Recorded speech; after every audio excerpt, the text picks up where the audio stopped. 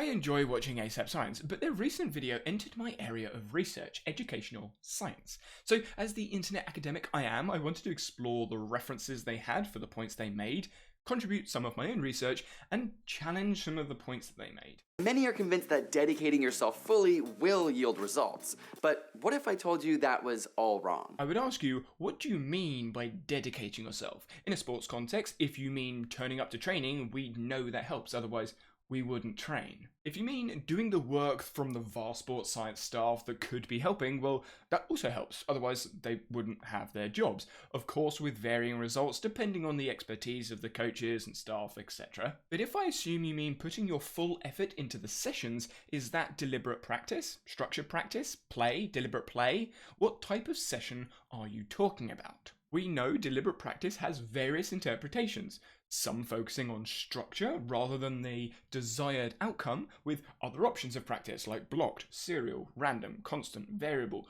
repetition without repetition. The list goes on, depending on your philosophy of practice. So the title, Why Working Hard is a Scam, and the beginning statement being quite vague, maybe deliberately so, gets me wondering, what argument and evidence will they share that suggests it isn't about working hard? Someone has probably already said it, but before you respond with work smart, not hard in the comments, what is the difference? What does working smart look like that isn't working hard? Their first statement was about genetics. Now, even though they all did the exact same work, everybody saw different levels of improvement. They show some images, but without the reference I can't check the methods of the study they are talking about. So let's cover some quick scenarios. We have a group of 100 people, some well-trained, some average, some undertrained. If you give them a low training load, the well-trained are unlikely to improve.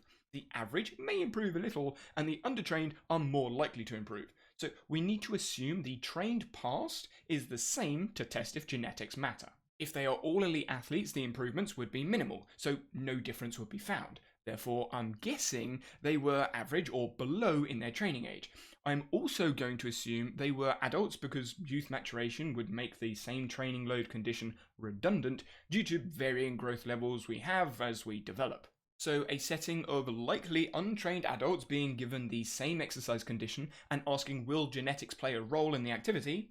Obviously. People with fast twitch fibers will be faster, slow twitch fibers slower, larger lung capacity, better at longer distance. So the statement Estimated that around 50% of athletic improvement is linked to genetics. due to trainable genes is a misleading stat. Just look at anthropometric research.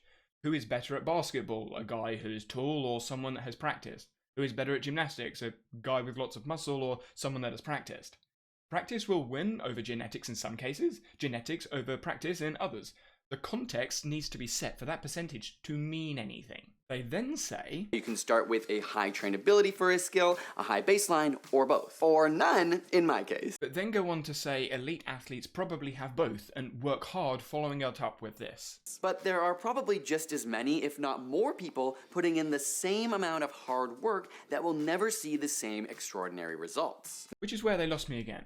If you have a small person and a tall person putting in the same amount of hard work, however that is measured, then the tall person is more likely to be better because of the anthropometric advantage. But if they have similar genetics, i.e. height, muscle mass, fiber balance, lung capacity, etc., and both train hard, you get elite athletes, which is what we already have. Their argument seems to suggest if someone's genetics match the activity better, they will perform better, which I think is pretty obvious. I'm not sure how that is an argument against training hard. So what does training hard mean? Goes back to that first question, what does dedicating yourself fully mean? Moving away from sports and to education, they cover a scenario of entry scores and graduates leaving. With the lowest SAT scores are still smarter than the best students at an average school, and yet when we look at their rate of completion, it looks awfully similar. Comparing their SAT scores seems a bit odd if you're then going to compare their leaving percentage. As we know, practice, retrieval practice in some form is required for retention of information, and as that isn't mentioned in any of the video, or in the presentation I assume they got their data from, I wouldn't assume those students are still smarter. They then go on to describe this as the big fish little pond effect. I know it as the relative deprivation theory, which suggests relative comparison impact a person's motivation. If, when comparing yourself to others, you think you are not as smart, you would be less likely to try. This could be seen as the Galatea effect, or potentially the Pygmalion effect of a self-fulfilling prophecy, which also contributes to the relative age effect I've explored previously on the channel. But motivation is far more complex than social comparisons. I recognise they were using it as an example for... Clearly, your surroundings and peers matter. What are they saying? Surround yourself with lower performers than yourself so you're motivated to work harder to get better? I thought the point was that you don't need to work hard to get better. The students with the smart advantage at the start didn't work as hard because of the relative deprivation theory, and ended up worse off. To me, this example supports working hard more than the impact the environment has on us. If they are saying the environment is impactful in getting results, why not use financial barriers, facilities, teams, equipment, or location barriers like needing snow, travel assistance or a vehicle, or finding effective coaches to help push performance to the next level, or even just the opportunity to go to school? Of course the environment matters, but in my mind, working hard on solutions is how to get over those issues which every elite athlete has to do. Of course, if you can overcome them, which some people can't overcome their issues. The type of practice is then discussed. That elite athletes typically devote less time early on to deliberate practice in the activity that they will eventually become experts in. But as I mentioned earlier, deliberate practice can mean different things, and the graph is focused on early specialization versus early diversification, not specifically deliberate practice from what I can see.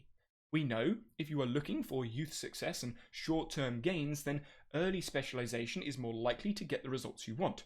Sports like gymnastics and ice skating seem to require earlier selection because of their earlier retirement age of athletes. But for other sports, early diversification might be better. And thinking about participation, not performance, early diversification is more likely to maintain engagement and lifelong activity. But that is hard work from the individual to experience different sports and activities, with the overall activity load likely increasing, not decreasing. I don't know the specific study they reference because there isn't a citation apart from David Epstein's books, but if you include play and related experience into the amount of hours engaged by athletes, then the more hours, the better it seems. Music is then used as an example of why. Studies on musicians show that sheer amount of practice is not a good indicator of exceptionality. Which is a valid point, but again, raises the question to what practice are they doing? So for hard work, it's certainly not the main factor to extreme success, though of course it plays a role in every expert's path. How can you say that knowing without practice, genetics means little, without hard work cultivating beneficial environments, the environment means little, and without effective experiences which requires hard work from either their coach or themselves learning how to coach themselves, the amount of practice can mean little, either way, high or low. If you define hard work as blindly repeating something, then sure, hard work doesn't matter. But if you define hard work as consistently engaging in effective learning environments, well, then there is no evidence I know of that supports that claim, and entire research fields that will say that type of hard work is the best way to go. I know David Epstein's books are referenced in the description, but the interpretation of the studies seem a little oversimplified in the video, leading to a conclusion I'm not sure the research supports. Other words, terms, and concepts are overlooked, which is understandable given it is ASAP science, but clarity in terms like talent can be really important in avoiding misconceptions, leaving me with a desire for a follow-up video or a conversation about some of the studies mentioned, maybe in their podcast or something. What do you think? Do you think hard work matters?